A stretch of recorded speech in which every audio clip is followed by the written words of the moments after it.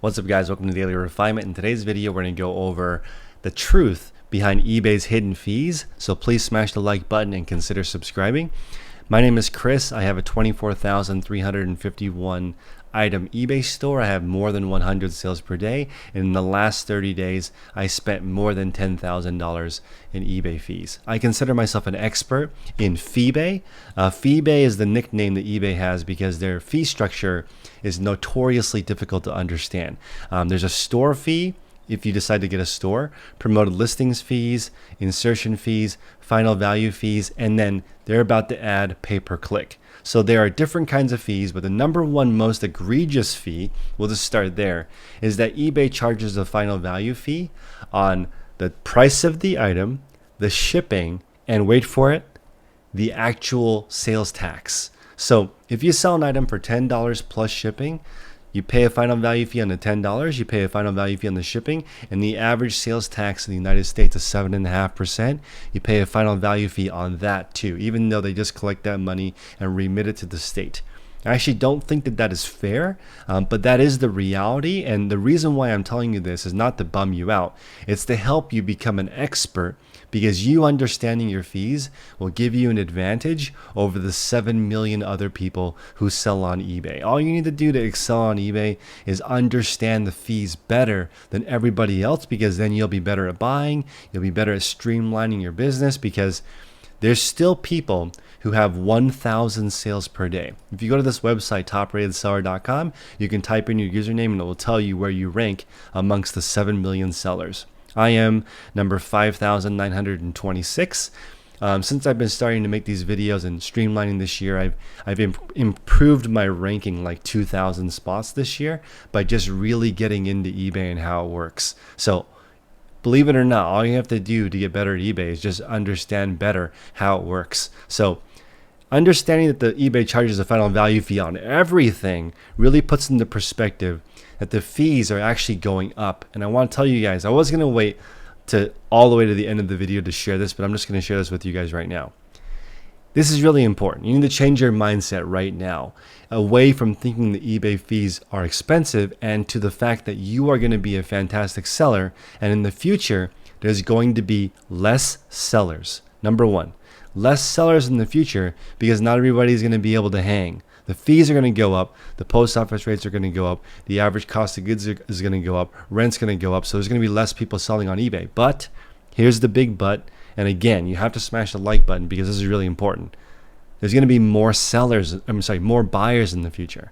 There's going to be more people shopping online in the future, but less sellers. That means more sales per seller of the sellers that actually make it into the future. So I implore you guys, the whole purpose of my channel is to help you save time, make more money so that you can grow a bigger store and take more time off. As big as my store is now, we're getting more than 200 new listings a day. I still have plenty of time. I'm making YouTube videos every single day. I have a really healthy exercise habit. I'm in fantastic spirits. I feel awesome. I have a newborn that's now graduating into an infant. I feel like I have not missed anything. I've been to every single doctor's appointment. I've learned every single thing that there is about taking care of babies. I've had time to take classes. And that's all come from streamlining all the different things I do on eBay and figuring out all the different fees. So in my advertising dashboard, I'm going to go over my promoted listings with you guys because a lot of people were asking, what do I promote my listings at? I promote between 1 and 10% depending on the age of the item. So last month I had an extra $27,763 in promoted listings. Some of my items I don't promote at all. I think that may be surprising that I do not do a blanket strategy for my entire store because I feel like that's a waste of money. Some of my items will sell with no promoted listings. Other ones I may have to promote in order for people to even get to even look at them because there's just so much competition. So I do have promoted listings turned on. I also use regular promotions like coupons to help people get into the store. And again, all of this costs money. Would you guys pay $2,000 to get $27,000 extra in sales? Let me know in the comment section below. My average promoted listings rate is 7%.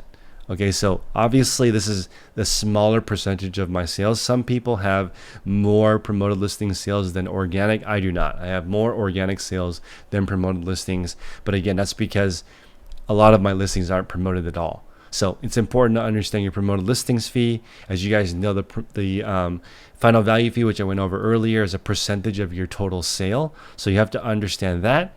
And then you also have to understand if you fall below standard, you pay a 5% penalty. So for me, in the last 5,797 items, I've had 40 item not as described. That's actually a lot, in my opinion, as far as number of transactions. Percentage-wise, it's not that much, but I want to decrease this to below 0.5%. That's my goal. And for me, there are 6 ways to improve that.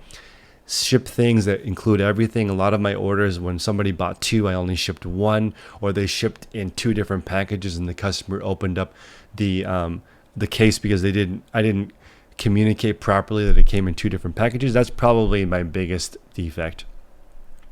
2 of my items arrived damaged. I feel like that's not too bad out of 5,800. Wrong item was my main thing. Wrong item or missing item. Those are the majority of mine personally. But you want to look at this chart and avoid getting into the very high section, because then eBay will charge you an additional 5%, which I think should be illegal. It's ridiculous to charge people 5% and not disclose who your peers are. They're using this chart and they're comparing you against your peers, but they don't tell you who your peers are. So they don't even give you an opportunity to improve yourself because you don't even know who you're being compared to against. So am I competing against Guitar Center, or am I competing against somebody in their garage? I really don't know, and they don't disclose it. So I actually think this is perfect for a class action lawsuit, because can you even charge somebody and not tell them why?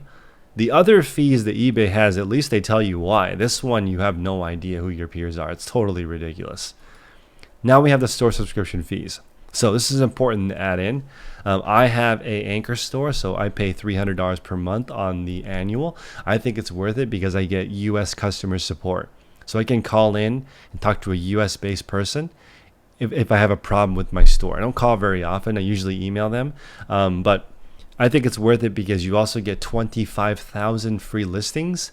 So for $300 a month, that includes all the insertion fees, which can be up to 25 cents per item included. So I'm not paying any additional insertion fees at 24,000 items, although I think at my current pace I will get to 40,000 items before the end of the year if I decide I want to get that big. But honestly, I don't know if I want to be that big. I like the idea of being a 30,000 item store, because this sounds kind of crazy, but the difference between doing 280 listings Monday through Friday, so that 200 listings can go live every day, and 240 listings a day where 171 go live, it's like earth-shatteringly different. I mean, it's just like when you get to this point, the different storage needs that you require, and if something goes wrong and your goal is 280, it's just like a huge mess. So it's very difficult. So I might actually scale back. I'd like to have 200 per day, because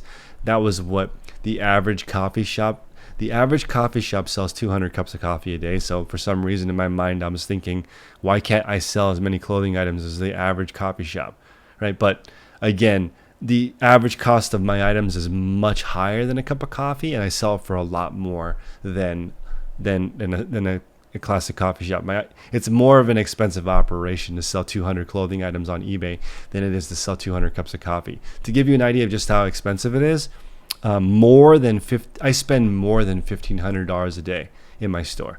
So I have more than $45,000 a month in expenses. So that's the cost of doing business at this scale. I'm not going to pretend like you can run a store of this size with no money. That's not what I'm saying. On my channel, I'm saying you can get started for free and build up. I essentially started this 4 or 5 years ago with no money. I just kept reinvesting the money back into itself. And as my store grows, I might actually cap it and just start buying more expensive items, because I like listing between 240 and 280 listings a day with my crew. And I just want to clarify one more thing, because I keep getting this question.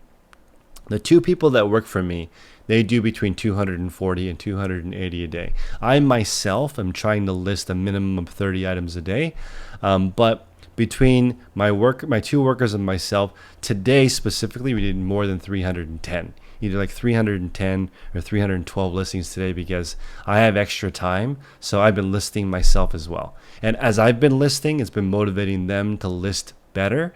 And also, I can adjust in the 6 categories that I sell in. So I'm pretty niched down. You can tell obviously that one of my categories is pants, right? It's kind of hard to pretend like it's not easy to figure out what I sell because my store is public. Right, so I don't actually recommend, if you guys are gonna do this, just why do you have to tell anyone? If you're just doing it straight up for your own purpose and you don't also have a YouTube channel, I wouldn't tell anybody what you sell because it's just creating unnecessary competition. For me, since I have a YouTube channel, other streams of income, I think it's okay for me to share exactly what I'm doing. But again, for you, if you're just getting started, maybe go by that motto of loose lips sink ships and just keep whatever your honey hole is where you get really good product. Don't tell anybody about that. Don't post it on Instagram. And when you sell for a really good price, you should hide your solds. That's in the site preferences on eBay. So you can go into your account settings, click on one of these tabs, and it'll take you to the site preferences. And inside there, you can actually use the out of stock option, and that will hide your solds so that people don't know what you're selling. I recommend that you do that, especially as you get bigger, because all of the good brands that I sell, I don't want other people knowing about, because it took me a lot of time and years to figure out what sells well and at what price point, and I'd rather not people just copy my store directly. So you can copy the 6 categories that I sell in, but not the exact brands that sell well for me. So I appreciate you guys. Until next time, smash the like button. Consider joining our Facebook group. It's at patreon.com/theresellers podcast. It's about $1 a day. If you do not make more money and it doesn't save you time, we'll give you a refund. Easy as that. Take care, guys.